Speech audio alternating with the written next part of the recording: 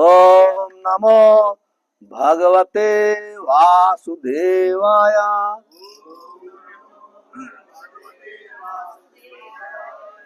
ओम नमो भगवते वासुदेवाय।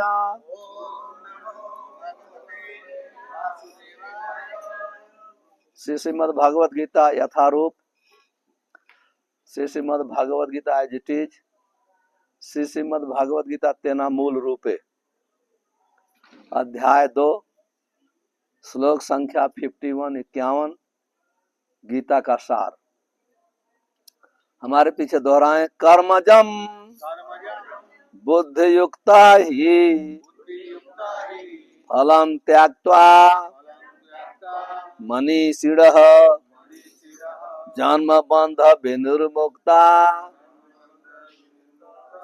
पदम गच्छन्ति अनामयम्।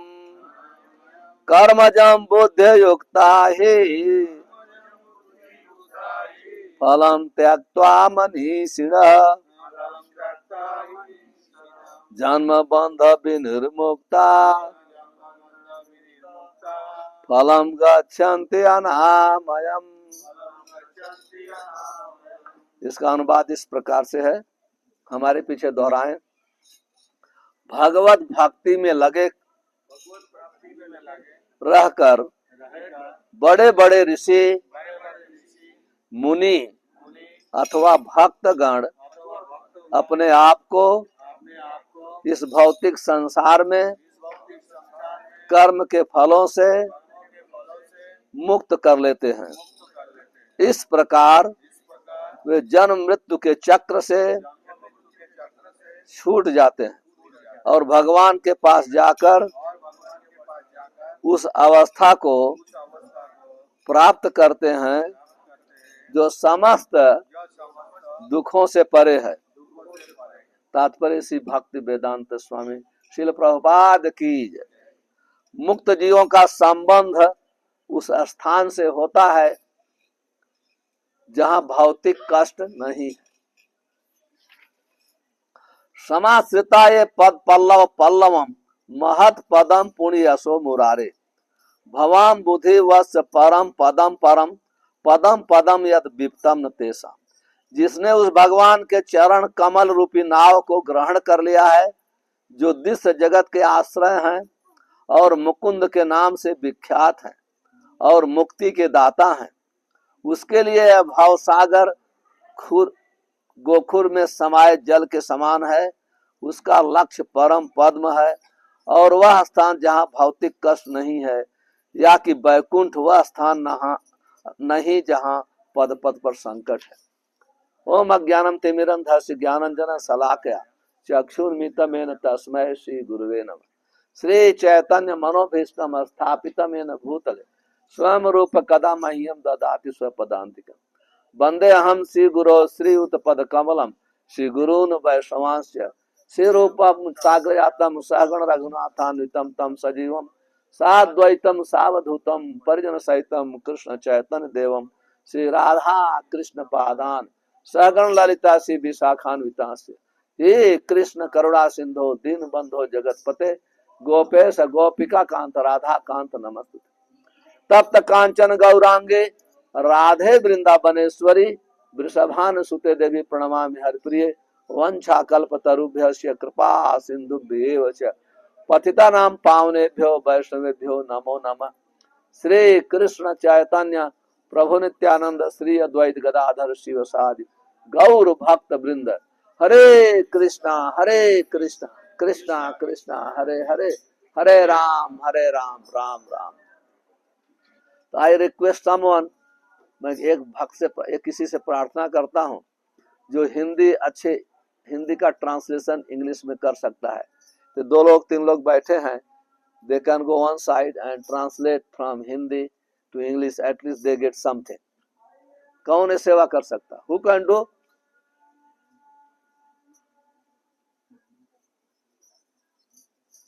From Hindi to English, you got to.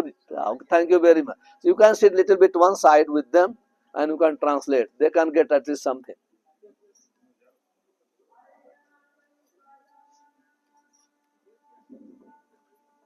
हरे कृष्णा।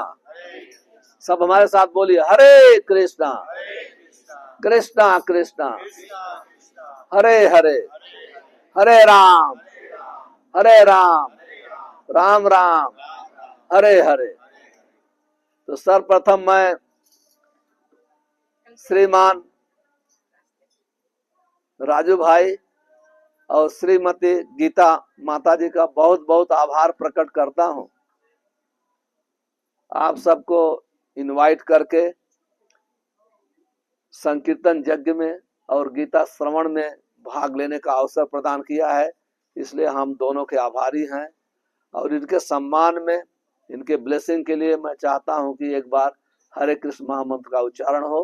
हरे कृष्णा कृष्णा कृष्णा हरे हरे, हरे राम। और साथ में मैं ब्रह्मा कुमारी की जो सिस्टर हैं उनका बहुत बहुत स्वागत करता हूं इस भगवद गीता की कक्षा में, और आपका आभार प्रकट करता हूं। कृपा करके आप इसमें भाग लेकर के मुझे उत्साहित किया है। हरे कृष्ण। ये आज तो पूरे विश्व में हर व्यक्ति को भगवद गीता का नाम पता है, लेकिन वास्तव में भगवद गीता का उपदेश भगवान कृष्ण भारत में कुरुक्षेत्र के मैदान में किया। भगवद गीता पूजा करने के लिए नहीं है, भगवद गीता आरती करने के लिए नहीं है, भगवद गीता हमारे जीवन में मार्गदर्शन के लिए है। इस संसार में जीव 84 लाख योनियों में भ्रमण कर रहा है। जल जानव लाखानी अठारह लख विंशति। कहते हैं कि 84 लाख योनियां हैं, 9 लाख तो पानी की हैं, 2 मिलियन अस्थावर और जंगम है। इस प्रकार से पूरा टोटल मिला करके 84 लाख योनियां हैं। उसमें से 4 लाख योनियां मानव की है, और 4 लाख में बहुत कम लोग सभ्य लोग हैं।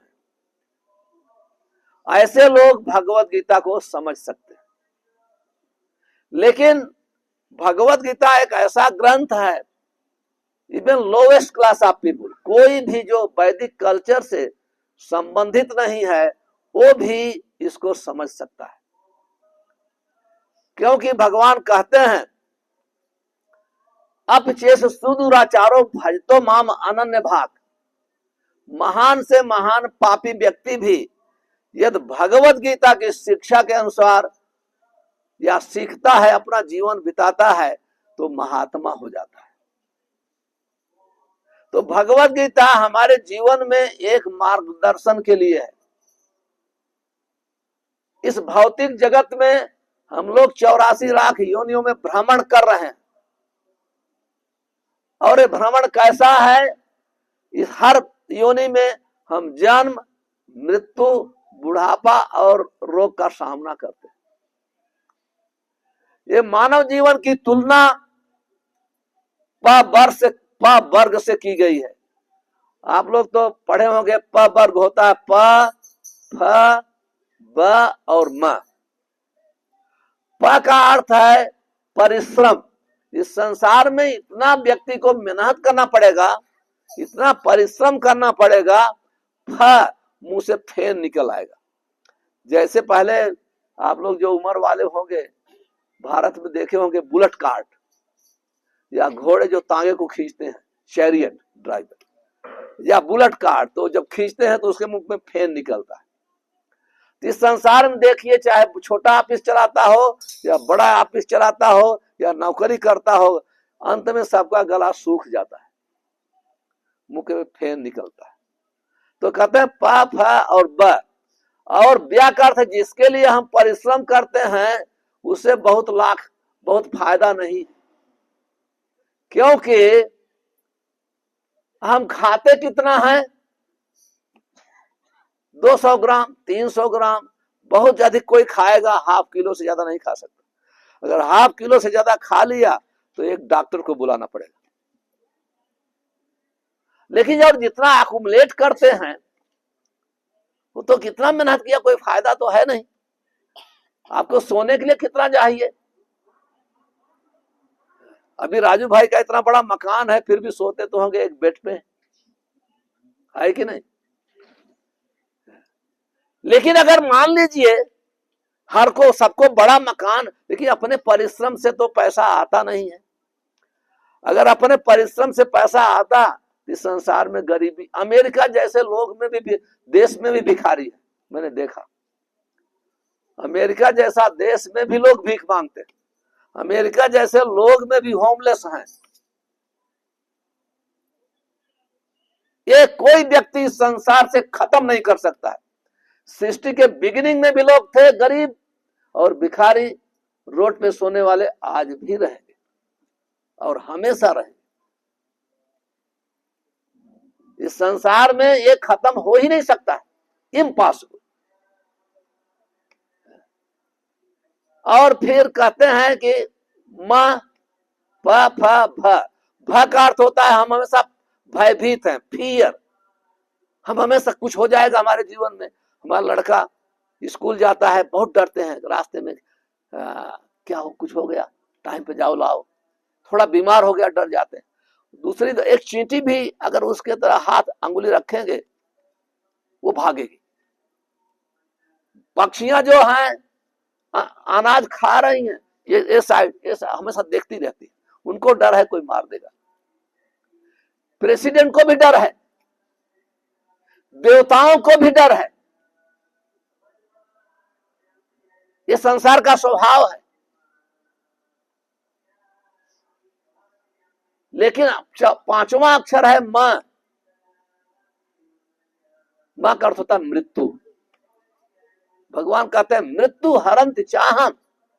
मैं मृत्यु के रूप में, जब उनका कोई दर्शन नहीं करता है, उनका कोई भजन नहीं करता है, उनकी शिक्षा के अनुसार कोई चलता नहीं। देखिए हम लोग तो किसी न किसी शिक्षा के अनुसार चल रहे हैं।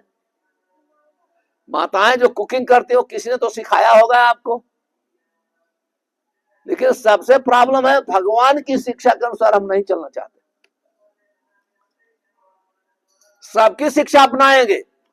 जहां भगवत गीता की बात आए, मेरे पास समय नहीं है, मैं समझता नहीं हूं, बहुत बिजी रहता हूं, कितने बहाने हो जाते हैं। एक बार मैं किसी के घर में, किसी के ऑफिस में गया तो भगवत गीता लेके गया, तो उनको थोड़ा समझाया कि आपको पढ़ना चाहिए लेना। बोलता ठीक है, मैं अपनी पत्नी को फोन करके बोलता हूं। ये भगवत गीता की कीमत है कितना है, मुश्किल से हम कहें तो $2 $3। $2 के लिए खुद डिसीजन, बड़े बड़े बिजनेस का डिसीजन ले रहे हैं, लेकिन $2 के लिए पत्नी को फोन करेंगे, ऐसा बोल रहे थे। तो कहने का भगवत जहां इसका पढ़ने की बात आती है तो कितने बहाने होते हैं, कितने बहाने होते हैं। भगवान गीता में कहते हैं हजारों हजारों करोड़ों में से कोई एक की रुचि इस तरफ होगी, और कुछ कोई में से कोई इसको पढ़ेगा, और कोई बहुत कम लोग अपने जीवन में अपनाएंगे। सहस्राम मनुष्येषु कश्चित् एतत् सिद्धयम्। ये भगवत गीता वास्तव में बहुत सरल है। संस्कृत है, हो सकता है इसका आज गुजराती में भी ट्रांसलेशन है, हिंदी में है, इंग्लिश में है, लेकिन ये अपने जीवन में अभ्यास करने के लिए, जैसे मैं उदाहरण दे रहा हूं,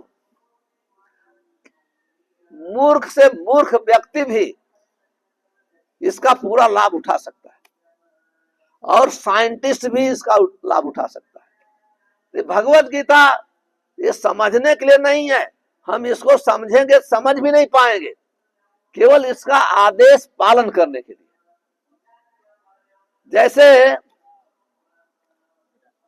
बच्चा अपने माता पिता का जब आदेश पालन करता है, अगर वो माँ बोलती है बेटा ये कहो, ये 2 2 4 होते हैं, अगर वो उस बुद्धि से समझे, समझ नहीं सकता है। लेकिन वो रिपीट करता है, दो दो चार होते हैं, ये कहने का समझना। जैसे कोई वो छोटा बच्चा बोले ये क्या है, मैं बोलूं माइक है, एक्सेप्ट करे 10 साल। उसी प्रकार से ये शिक्षा अपने जीवन में अभ्यास करने के लिए सिंपल चीज है, मैं सिंपल बताता हूं आप लोग के लिए। जैसे हम सभी लोग भोजन करते हैं, खाते तो सब हैं। अब भगवान क्या कहते हैं, यद करोसी यद आसनसी यद जिहोसी तदासियत, कहते जो भी खाओ मुझे अर्पण करो। और जब भगवान को अर्पण करेंगे तो ऐसा नहीं कि आप भगवान सब कुछ ले लेके खा जाएंगे, नहीं, वो शुद्ध हो जाएगा, शुद्ध हो जाएगा। हमारे प्रभुपाद जी उदाहरण देते हैं बहुत सुंदर ढंग से, कैसे भगवत गीता को अपने जीवन अपनाना चाहिए। उदाहरण जैसे मान लो पिताजी हैं, पिताजी अपने बच्चे के लिए, छोटा बच्चा है 3 साल का 4 साल का 3 साल का समझ लीजिए, उसके लिए चॉकलेट लाते हैं और वो चॉकलेट बच्चे को देते हैं और बच्चा तो चॉकलेट का एक टुकड़ा उठा के धीरे धीरे धीरे आके पिता के मुंह में डालता है। आप सोचियो इतना सुखी, इतना सुख पिता को कभी नहीं मिलेगा ये थोड़े से कार्य से। तो उसका लोग कितने भी स्वागत करेंगे, कितना भी उसका जन्मदिन मनाएंगे, लेकिन जब बच्चा एक छोटा सा चॉकलेट का पीस पिता के मुंह में डालेगा, वो खुशी उसको कहीं नहीं मिल सकती। और इतना खुश होंगे कि बच्चे के लिए सब कुछ लाएंगे। वास्तव में चॉकलेट पिता के लिए नहीं था, वो बच्चे के लिए पिताजी ने लाया है। लेकिन जब बच्चे ऑफर करते हैं तो पिताजी का हृदय प्रेम से गदगद हो जाता है। उसी प्रकार से सब कुछ भगवान का है और हमारे लिए दिया है, और जब उसी चीज से हम भगवान को याद करते हैं, ऑफर करते हैं, भगवान इतना खुश हो जाते हैं, उस व्यक्ति के ऊपर पूरी ब्लेसिंग देते हैं, जैसे पिता अपने बच्चे के ऊपर खुश जाते हैं। इसमें क्या बड़ी बात है, वेरी सरल है। लेकिन जो जिसका माइंड बहुत क्रिकेट है वो बोला हाँ भगवान खाते हैं, मैं तो देखा नहीं। और आप नहीं देखे इसका अर्थ नहीं है कि वो भगवान नहीं खाते हैं। भगवान कहते हैं कि पत्रम पुष्पम फलम तोयम यो में भक्त्या प्रयच्छति तदहम अस्नामि। कहते हैं जो पत्र, तुलसी का पत्ता, गंगा जल, साग सब्जी जो मुझे भक्ति से भोग लगाता है, तदहम अस्नामि, मैं उसको खाता हूं। आप तीसरे व्यक्ति हैं। अरे जो खाने वाला बोलता है मैं खाता हूं, और जो उसको भोग लगाता है उसे विश्वास है खाते हैं। आप तीसरे व्यक्ति हैं, कहते हैं वो खाते हैं, मैं तो देखा नहीं। आप कैसे देखेंगे? बहुत चीजें इस संसार में हम नहीं देखते हैं। हवा हम देखते हैं लेकिन हवा नहीं है। आपने हवा को देखा नहीं, इसका अर्थ नहीं कि हवा नहीं है। श्वास लेते हैं, इसका अर्थ है कि हवा है। ऐसे बहुत, जैसे अभी इस हवा में कितने कीड़े उड़ रहे हैं हम देखते हैं लेकिन है। बहुत चीजें ऐसे हैं, अपने मन को हम देखा है किसी ने, इसका अर्थ आप मन को नहीं देखे तो आपके पास मन नहीं है। क्या है, हम केवल बोनाफाइड अथॉरिटी से, प्रामाणिक व्यक्ति से हम स्वीकार करते हैं, हम स्वीकार करते हैं। जैसे मैं उदाहरण दिया करता हूं, बच्चा कभी पिता को देखा, मां कहती है बेटा तुम्हारा पिता है, और बच्चा जो है पिता मान के पूरे लाइफ टाइम सेवा करता है। मां बताती है तुम्हारी बहन है, भाई है। तो कहने का अर्थ है, इसलिए वेद को क्या कहते हैं, वेद माता। वेद माता जो शास्त्र कहते हैं कि भगवान है, उनका नाम ये है। ये ते चांस कला पुंस कृष्णस्तु भगवान स्वयं। जैसे मां कहती है, मां से कोई दूसरा कोई प्रमाण नहीं है, बच्चे को केवल मां बता सकती है ये तुम्हारा पिता है, दूसरा कोई उसी प्रकार से शास्त्र ही भगवान का वर्णन करते हैं, शास्त्र ही वर्णन करते हैं। तो जब हम शास्त्रों में कहा गया है, इसलिए शास्त्र को वेद माता कहा जाता है। तो शास्त्र कहते हैं, भगवान का वर्णन करते हैं, हमारा वर्णन करते हैं, हमारा संबंध कैसे स्थापित होगा ये भी वर्णन करते हैं। तो इसलिए हमको पहला निवेदन हम पूरे विश्व हम लोग करते हैं कि भगवत गीता पढ़िए। क्यों कहते हैं? सर्व उपनिषदों का वा, कहते हैं संपूर्ण वेद पुराण उपनिषद एक गाय के समान है। गाय को हम रखते हैं दूध दूहने के लिए, और दूध किसके लिए? हम लोग के लिए है। दूध दूहने के लिए आपको बछड़ा चाहिए, गाय का बच्चा चाहिए। कहते हैं सर्व उपनिषदों का दुग्धा गोपाल नंदन पार्थ वर्ष सुधि भोक्ता। कहते हैं संपूर्ण पुराण उपनिषद गाय के समान है, उसका जो निचोड़ है, दूध है, भगवत गीता है। और इसको कौन पढ़ेगा? सुधी, जो बुद्धिमान लोग हैं, ये इसको अपनाए। तो कहने का अर्थ है, अब जैसे मैंने बताया, जैसे भोगला, भगवत गीता की बहुत शिक्षा बहुत सरल है, कठिन नहीं है। कहीं भी देखेंगे आप, कहीं भी आप कोई भी श्लोक पाइए, हमारे जीवन में ये 100% परफेक्ट उतरती है। जैसे भगवत गीता ने का वर्णन करती है, हे अर्जुन, सब लोग आत्मा है, शरीर नहीं। इसको एक बच्चा भी समझ सकता है। हम बोलते हैं ये मेरा हाथ है, ये मेरा सर है, ये मेरा कान है, ये मेरी शरीर है। कोई नहीं कहता कि मैं कान हूं, मैं आंख हूं, मैं शरीर हूं, मैं सर हूं। हम कहते हैं ये मेरा सर है, ये मेरा हाथ है, ये मेरी शरीर है। इसका अर्थ है शरीर का मालिक दूसरा है। वो मैं क्या है? वो है आत्मा है, वो आत्मा। आप देखिए, ये मैं जो मालिक शरीर का है वो आत्मा है। आत्मा शरीर के अंदर है, इसलिए हम चलते हैं, बोलते हैं, उठते हैं, खाते हैं। कोई भी समझ सकता है, एक बच्चा भी समझ, आप भी समझ सकती हैं। लेकिन जब आत्मा शरीर छोड़ देती है तो माँ अपने बच्चे को भी नहीं रखती है, 2-4 घंटे भी रखना भारी पड़ जाता है। तो जो जिसकी वजह से चलते हैं, जो शरीर का मालिक है, उसके लिए आपने कभी सोचा? जिसके कारण हम भोजन करते हैं, जिसके कारण हम बिजनेस करते हैं, आत्मा नहीं है तो आप बिजनेस भी नहीं कर सकते। आप किसी ने सोचा? और आश्चर्य की बात है, आज तक कोई यूनिवर्सिटी में, कोई कॉलेज में कहीं आत्मा के विषय में बताया जाता है? कहते हो तो बहुत तो चले गए, चले गए, चले गए। अरे वो है कौन थे? कभी नहीं सोचा। नहीं। आप देखिए, ये पहला ज्ञान है, ये भगवत गीता का पहला ज्ञान है। जब ये ज्ञान हो जाए कि मैं शरीर नहीं हूं, मैं आत्मा हूं, आदमी कभी चोरी नहीं कर सकता है, आदमी कोई प्रकार का पाप नहीं करेगा, कोई प्रकार की चीटिंग नहीं करेगा। जैसे ही वो सोचेगा कि मैं आत्मा हूं, शरीर नहीं। और जैसे प्रभुपाद जी उदाहरण देते हैं इसके लिए, जैसे आपके पास लोग पक्षी जला रखते हैं, तोता, पैरेट, तो एक पिंजड़ा बनाते हैं, तो पिंजड़े में पक्षी रखते हैं। तो अगर आप पिंजड़े को साफ, सोने का पिंजड़ा है, मान लीजिए सोने का पिंजड़ा है, जैसे ब्यूटीफुल बंगला है तो सोने का पिंजड़ा है, तो आप वो पिंजड़े को ही पॉलिश करते रहिए और पक्षी को भोजन नहीं दीजिए, तो पक्षी सूखे रहेगा, हमेशा रोता रहेगा, के के के के।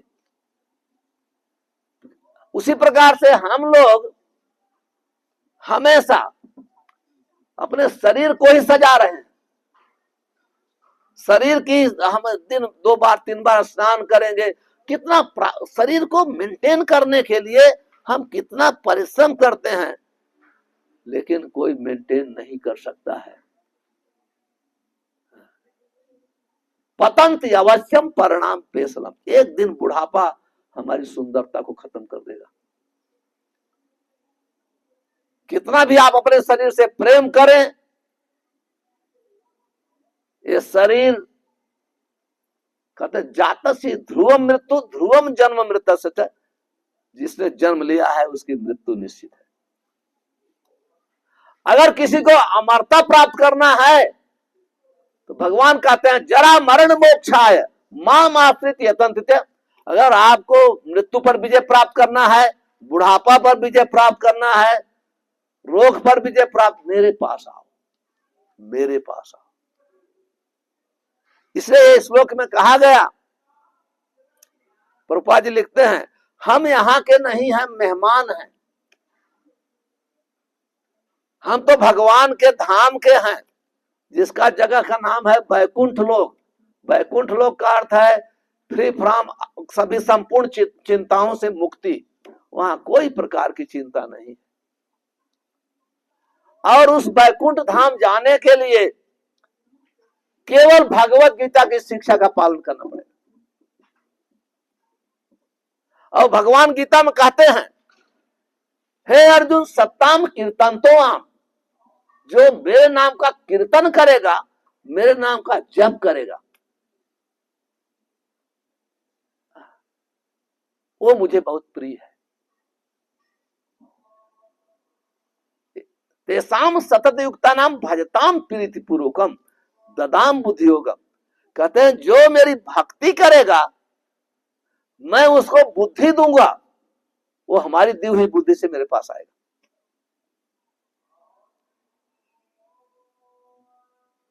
और जो भक्ति है वो चालू होती है भगवान के विषय में सुनने से, उनका नाम कीर्तन करने से। और भगवान का नाम जो है इस कलयुग में हमेशा हम लोग यही प्रचार करते हैं, नाम भक्ति है। आप कहीं भी देखेंगे बड़े बड़े अजामिला जो है नाम लेके उद्धार हो गया, क्योंकि भगवान का नाम जो है भगवान के ही समान है। उनके नाम में उनके कोई अंतर नहीं है। अभिन्नत्वम नाम नाम है। एक उदाहरण देता हूं, माता जी लोग भी हैं, कथा बताता हूं, कथा से ज्यादा थोड़ा समझ में आता है। एक जब भगवान कृष्ण जो द्वारिका में थे, द्वारिकाधीश थे, द्वारिका गुजरात में है। भगवान ने अपने भक्तों की रक्षा के लिए समुद्र में द्वारिका का निर्माण किया। ये भगवान जैसा कार्य कोई नहीं कर सकता, वो हीरो है, उनसे महान कोई हीरो नहीं है। ये कोई समुद्र में कोई मकान महल बना सकता है, एक पूरा शहर, लेकिन भगवान ने बनाया। तो नारद सिंह सोचे कि हमारे भगवान इस द्वारिकाधीश के रूप में राज्य कर रहे हैं, तो मैं चलूं देखूं। 16,108 रानियां हैं, 16,100 महल हैं। जब हम लोग बहुत लोग को बोलते हैं 16,100, वो लोग अरे ये कैसे है, कैसा भगवान? अरे क्यों नहीं, जीव को प्रकृति कहते हैं, भगवान को पुरुष कहते हैं। जितने जीव हैं सब भगवान के सेवक हैं। जब हम रानी की बात करते हैं, हम लोग जैसे शादी करते हैं ऐसे ही सोचते हैं, ऐसा भगवान के संबंध, आत्मा और परमात्मा का संबंध है। वहां आत्मा और परमात्मा का संबंध है, मनुष्य जैसे संबंध नहीं है। तो जब भगवान जब भगवान का जब बाहर होते थे द्वारिका से तो अकेले होते थे, जब द्वारिका के अंदर प्रवेश करते थे 16,108 अपना रूप बनाते थे। ये कोई कर सकता है? ऐसा नहीं कि 16,000 रानियां इंतजार करेंगी भगवान से मिलने के लिए, 16,108 दिन के बाद मिलेगी, नहीं। भगवान अपना एक हो बहुश्याम, ये वेद कहते हैं। भगवान एक हैं और जरूरत पड़ती है तो अनलिमिटेड हो जाते हैं, असंख्य। तो इस प्रकार से नारद सिंह गए, पहले देखा हर घर में, किसी घर में भगवान क्या कर रहे हैं, बच्चों से बातचीत कर रहे हैं। दूसरे जगह गए, गाय को दान कर रहे हैं। तीसरे ब्राह्मण की गोष्ठी कर रहे हैं। ऐसे पूरा घूमते घूमते सब गए। अंत में सत्यभामा के महल में आए। सत्यभामा पूछती है, अरे महात्मा जी आइए, बैठिए, कुछ जल ग्रहण करिए, सब करिए। बोलते भाई ठाकुर जी की लीला, अभी नारद जी कहते हैं सत्यभामा से, ठाकुर जी की लीला बहुत आश्चर्यजनक है, कोई ऐसी लीला नहीं कर सकती है। लेकिन एक है 16,108 रानियां हैं, लेकिन रुक्मिणी का बहुत अधिक प्रेम है ठाकुर जी के साथ, और ठाकुर का रुक्मिणी के साथ भी बहुत प्रेम है। ऐसा प्रेम मैं दूसरी रानियों के साथ नहीं देखा। ऐसे नारद ने कहा तो सत्यभामा को बहुत अच्छा नहीं लगा। सत्यभामा कहती हैं कि नारद जी, ऐसा कुछ हमको मंत्र बताओ, ऐसा मंत्र बताओ कि ठाकुर जी रुक्मिणी से ज्यादा मुझसे प्रेम करें। तो नारद जी कहते बहुत आसान है, कोई कठिन काम नहीं है। तो फिर सत्यभामा बोलते मैं चाहती हूँ, प्लीज हमको मंत्र बताइए। तो नारद जी कहते नहीं, मंत्र नहीं, बहुत सरल है, उनको किसी ब्राह्मण को दान कर दो, किसी ब्राह्मण को दान कर दो, ब्राह्मण के आशीर्वाद से आपके पर ज्यादा उनका आकर्षण बढ़ जाएगा, प्रेम बढ़ जाएगा।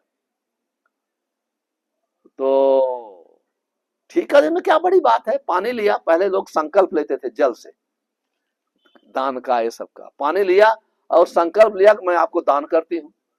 और जैसे संकल्प लेकर दान किया तो महल में बैठे हुए थे, तुरंत महल में प्रवेश किया नारद जी, हाथ पकड़े लेके चल दिए। अब भगवान तो भक्त वत्सल है, हालांकि रानियां भी सब भक्ति थी। और जैसे द्वारिका से बाहर निकले उस सभी भगवान 16,000 फिर एक में आ गए और सब रानियों में हाहाकार मच गया। अरे ये तो सत्यभामा अकेली कैसे दान कर सकती है, हमारे भी पति हैं, वो बोलती हमारे पति हैं।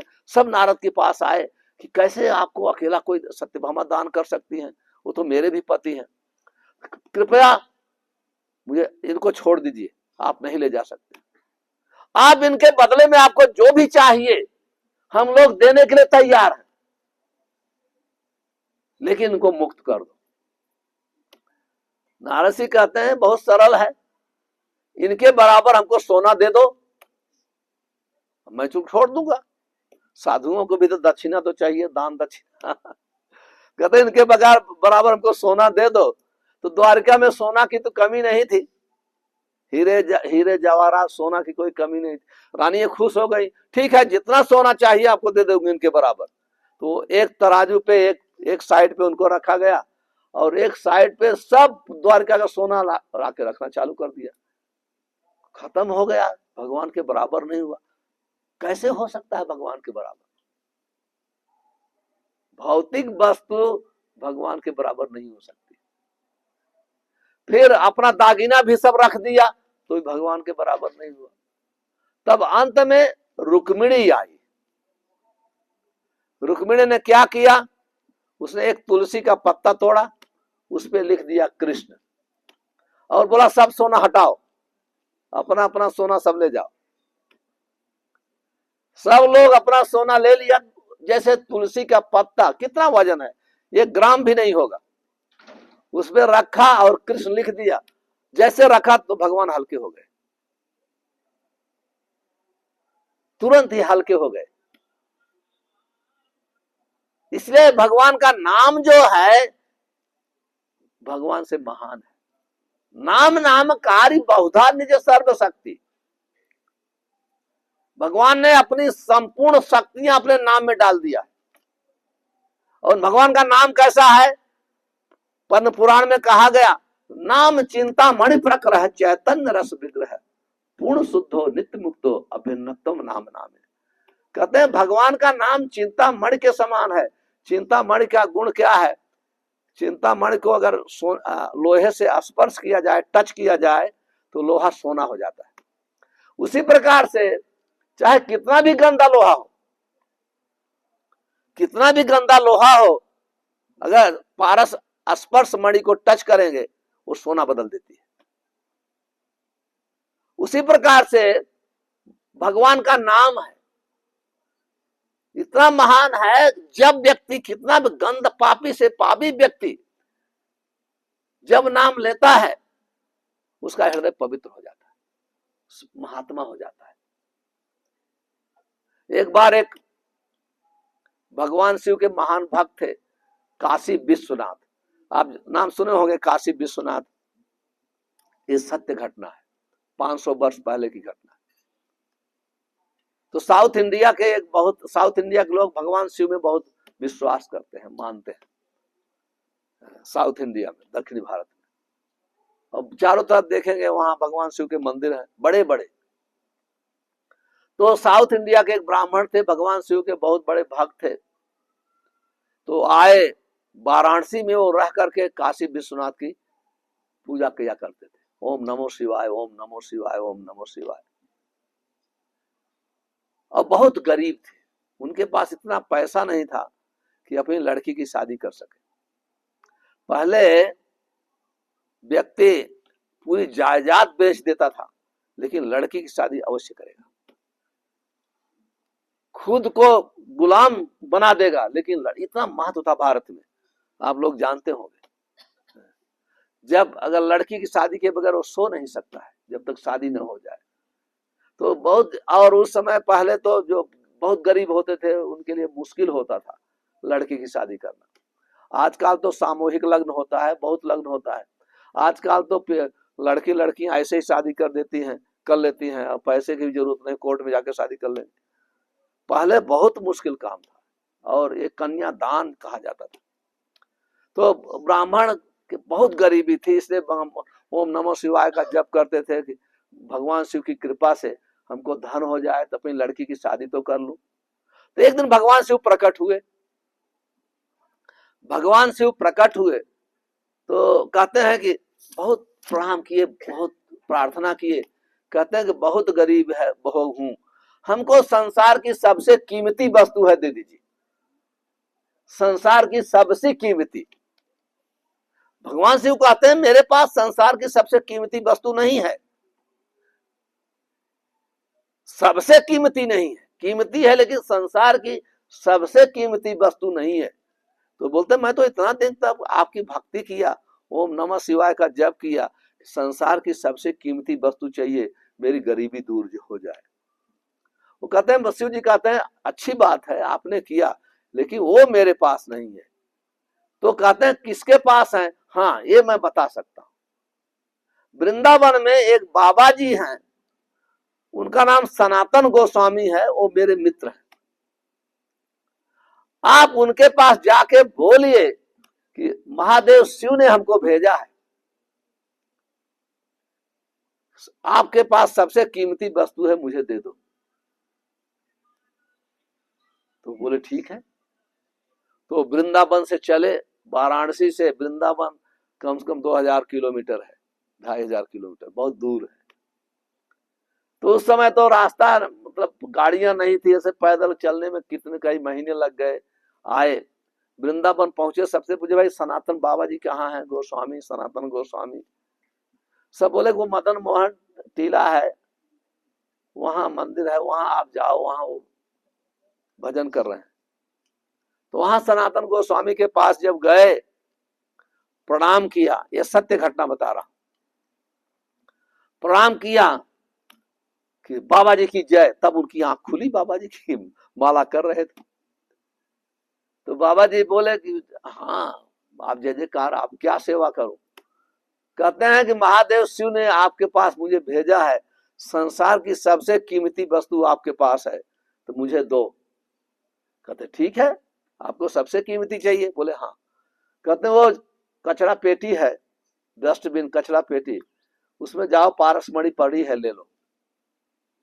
वो तुरंत दौड़े, खोजने लगे, तो पारसमणि मिल गई। और तुरंत सोचे कि ये बाबा मुझे चीटिंग तो नहीं कर रहा है सच में। तो लोहे की अंगूठी पहने थे, गरीब थे, छोटी सी पतली लोहे के तार की, उसको टच किया, तुरंत सोना हो गई। बहुत खुश हो गए।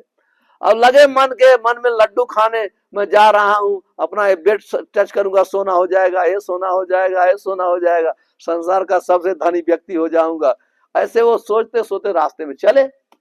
1 किलोमीटर आए तो उनके दिमाग में, क्योंकि साधु का दर्शन किया और धाम में गए, दर्शन का बहुत महत्व होता है। जिसका आप दर्शन करते हैं उसका प्रभाव आपके पड़ता है ऊपर, उसका चेहरा आपके मन में बैठता है, उसके गुण आते हैं। तो दर्शन किए धाम में, वृंदावन में, थोड़े उनके हृदय में परिवर्तन तो हुआ। तो वो सोचने लगे, 1 किलोमीटर आने के बाद सोचने लगे ये साधु मेरे साथ चीटिंग कर रहा है। भगवान शिव ने कहा था कि संसार की सबसे कीमती वस्तु बाबा जी के पास है। अगर कीमती वस्तु कोई कचरा पेटी में फेंकेगा उनके, आप देखिए भगवान है हृदय से, कहते हैं कि सबके हृदय में परमात्मा रूप में भगवान निवास करते हैं और सबको ज्ञान देते हैं। स्मित ज्ञानम पोहनम च, वही याद दिलाते हैं, वही भुलवा देते हैं। लेकिन वो सोचने लगे ये साधु चीटिंग कर रहा है, अगर अगर ये सबसे कीमती होती, कीमती वस्तु पर लोग तिजोरी में रखते हैं, अच्छा से रखते हैं, कचरा पेटी में थोड़ी फेंकेंगे।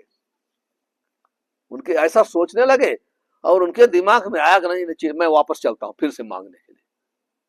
वापस आए, क्यों, लालच बड़ी चीज है ना तो वापस आए, बोलते बाबा जी आप मेरे साथ चीटिंग कर रहे हो, बाबा जी आप मेरे साथ चीटिंग कर रहे हो। बाबा जी कहते नहीं भाई, आपने कहा सबसे कीमती वस्तु आप पारसमणि है, आप टेस्ट कर लो, आप लोहे को टच करो सोना हो जाएगी, मैं चीटिंग कहा किया ना। ये तो बात ये सत्य है, पारसमणि है, लेकिन महादेव शिव ने कहा था कि सबसे कीमती वस्तु आपके पास है। अगर सबसे कीमती होती तो आप कचरा पेटी में क्यों फेंका?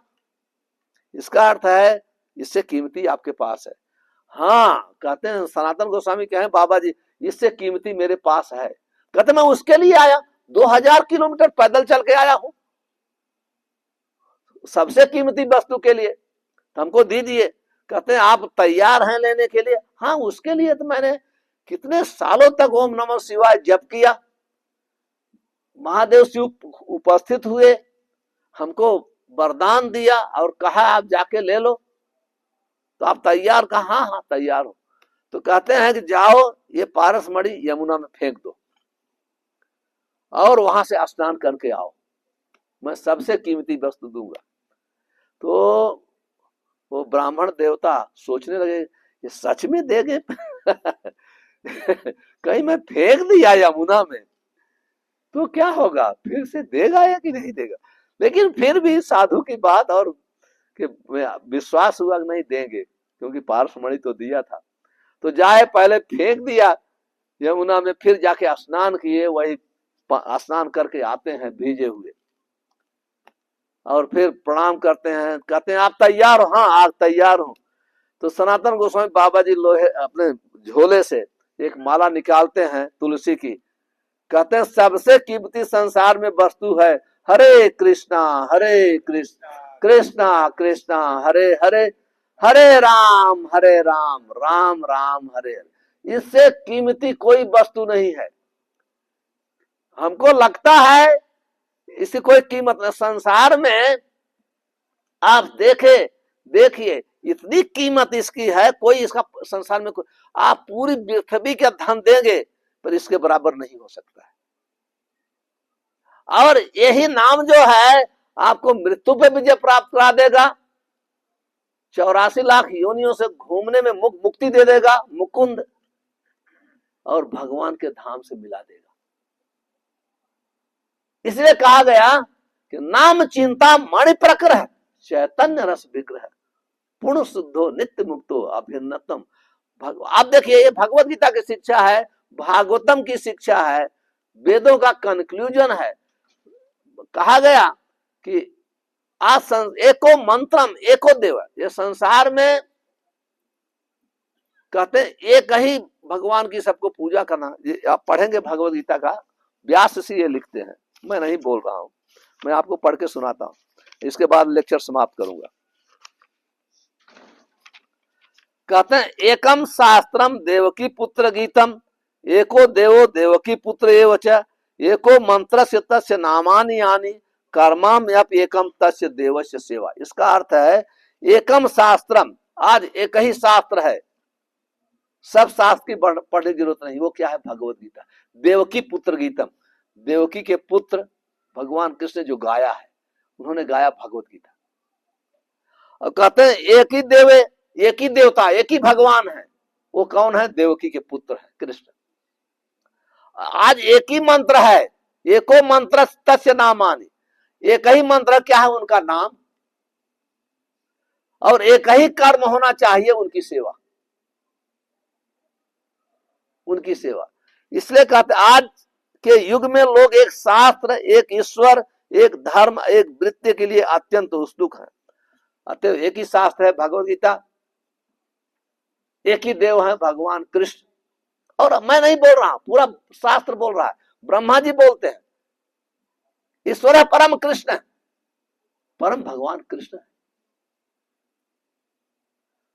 महादेव शिव बोलते हैं, 35 करोड़ देवी देवता सब बोलते हैं, हमारे वेद बोलते हैं। इसलिए आज मानव समाज में अगर किसी की कोई चीज की आवश्यकता है, वो भगवत गीता की आवश्यकता है। भगवत गीता हमारे हृदय को बदलती है। हम आज परिवर्तन लाना है तो अपने भावना में परिवर्तन लाना है, कपड़े में परिवर्तन लाने से कुछ होगा नहीं। कपड़ा पहन के आप जेंटलमैन हो सकते हैं, लेकिन जेब में रिवॉल्वर भी हो सकती है। लेकिन अगर जैसे ही आपकी भावना बदल गई, आप महात्मा हो जाएंगे, संत हो जाएंगे। ये भगवत गीता है, सबके हृदय को पवित्र करती है, सबके मन को पवित्र करती है, सबको ज्ञान, सबके ज्ञान को शुद्ध करती है। इसलिए आज समाज में भगवत गीता की बहुत ही आवश्यकता है। हम दो ही कार्य करना है, भगवत गीता लेना है, भगवान का नाम लेना है। हरे कृष्णा कृष्णा कृष्णा हरे हरे, हरे राम हरे राम। ग्रंथराज श्री श्रीमद् भगवद गीता की जय, श्रील प्रभुपाद की जय। यदि किसी के पास कोई प्रश्न है तो पूछ सकते हैं। कोई प्रश्न हो माता जी, पूछ ही सको छो। किसी के पास कोई प्रश्न है तो पूछिए। मैंने तो 40 मिनट का प्रवचन किया आप लोग के समक्ष घड़ी देख के। तो आप लोग के पास कोई भी प्रश्न हो, मैं कोई प्रश्न का, हर प्रश्न का उत्तर मैं नहीं दूंगा, ये भगवत गीता देगी, मैं इससे ही बताऊंगा। आप सब पढ़े लिखे बैठे हैं, बड़े बड़े बिजनेसमैन है, पूछिए। आप अपने हृदय में मत रखिए, पूछिए। ये जो आपने बताया प्रकृति और पुरुष के बारे में, तो प्रकृति यानी कि आत्मा, और ये जो पुरुष है वो क्या भगवान? अब देखिए, मैं पहले आपको धन्यवाद देता हूँ। 40 मिनट के लेक्चर में यही सबसे कठिन सब्जेक्ट था, ये शब्द मैं यूज किया, लेकिन आपने उसको नोटिस किया, इसलिए आप धन्यवाद के पात्र हैं। 2 शब्द है संस्कृत में, प्रकृति और पुरुष। प्रकृति को इंग्लिश में इंजॉयड कहते हैं, पुरुष को इंजॉयर कहते हैं। तो भगवान इस संसार में एक ही पुरुष है, कृष्ण है। हम लोग प्रकृति हैं, प्रकृति का है भगवान की सेवा के लिए। आप समझ, जब एक बार मीराबाई गई वृंदावन में, वो श्री जीव गोस्वामी से मिली, मिलने के लिए पहले अपॉइंटमेंट बुक करके मैं मिलना चाहती हूँ। तो श्री जीव गोस्वामी बाबा जी थे, वो किसी औरत को मिलते नहीं थे। तो बोले कि मैं किसी औरत को नहीं मिलता हूं। तो उसने मैसेज भेजा कि मैं तो संसार में एक ही पुरुष को जानता, आज दूसरा पुरुष कहां से आ गया? मैं तो एक ही पुरुष, कृष्ण को ही पुरुष एक ही है, बाकी तो सब उनके पत्नियां ही हैं, कहां से पुरुष आ गया? जब ये मैसेज मिला तो जीव गोस्वामी समझ गए कि बहुत महान भक्त है, तुरंत मिले। तो वो माया जो है, किसी को स्त्री के कपड़ा पहनाया है, किसी का पुरुष का पहनाया, अंत में आत्मा भगवान की सेविका है। इसलिए भगवान कहते हैं माँ में वंश से जीव लोके जीव भूत सनातन। आप इस संसार में हर व्यक्ति एक दूसरे की सेवा कर रहा है, कोई भी देखेंगे तो जो सेवा करता है उसको प्रकृति कहा जाता है, जो जिसका सेवा किया करता है उसको पुरुष कहते हैं। इसलिए कहते हैं ईश्वर परम, वहां पुरुष कहा गया, परम पुरुष है, वो परम पुरुष है। आप समझ, हम लोग अधम पुरुष हैं क्योंकि संसार में गिर गए। तो यानी प्रकृति यानी नेचर नहीं है, ये जो सूर्य है, चंद्र है, ये भौतिक प्रकृति है, ये भौतिक प्रकृति है, ये भी सेविका है। भौतिक प्रकृति भी भगवान की सेविका है। एक आध्यात्मिक प्रकृति है, एक भौतिक प्रकृति है, दोनों सेवा करते हैं। तो आत्मा आध्यात्मिक प्रकृति के अंदर आता है और ये शरीर भौतिक प्रकृति के अंदर आता है। भौतिक प्रकृति 8 तत्व से बनी है, भूमि आपो अरला वायु खम मनो बुद्धि एवं च।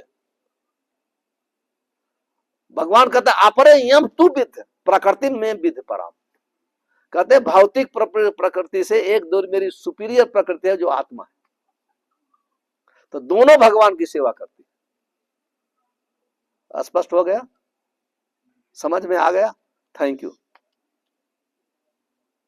और पूछना है इसके आगे कुछ? भौतिक प्रकृति नश्वर है, आध्यात्मिक प्रकृति सनातन है। और आप सबकी तरफ से माता जी ने बहुत सुंदर प्रश्न किया, आप लोग भी पूछिए। तो अगर नहीं पूछेंगे तो हरे कृष्ण महामंत्र के साथ आज की कक्षा का समापन करते हैं।